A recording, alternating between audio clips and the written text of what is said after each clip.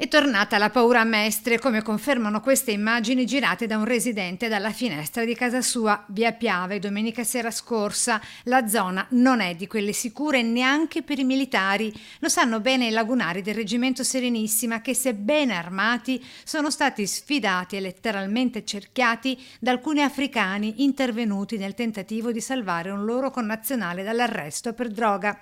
Militari in difesa dei quali sono dovuti scendere in campo i poliziotti delle volanti, fatto ovviamente a dir poco preoccupante, commenta uno dei pochi imprenditori della zona che con la sua attività ancora oppone resistenza al dilagare di tanta criminalità. È grave, non preoccupante, è grave proprio.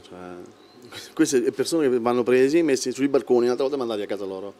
È gravissima una cosa questa, non deve esistere, a parte che non deve esistere proprio che siano i lagunari, che sia un poliziotto, che sia un carabiniere, che insomma una forza, una divisa va rispettato, non esiste. Lo facciamo noi italiani, perché non lo devono fare loro che sono stranieri? È accaduto anche a noi oggi all'ora di pranzo, quando dopo aver girato queste immagini di apparenti fidanzatini o pseudotali amici in bivacco lungo lo stesso parchetto, ci siamo recati nella vicina via Monte San Michele. A 2 mesi di distanza, scomparsi striscioni e palloncini colorati e inneggianti alla strada liberata un anno fa dalla banda di nigeriani, telecamera al seguito e microfono ben visibile, siamo andati a chiedere al parrucchiere africano se voleva rilasciarci qualche dichiarazione e ben presto gli immigrati che sostavano lungo le transenne si sono avvicinati a cerchio in mezzo a noi che per sicurezza abbiamo deciso di togliere le ancore. Significa che non hanno capito bene la lezione che hanno avuto qua in via Monte San Michele.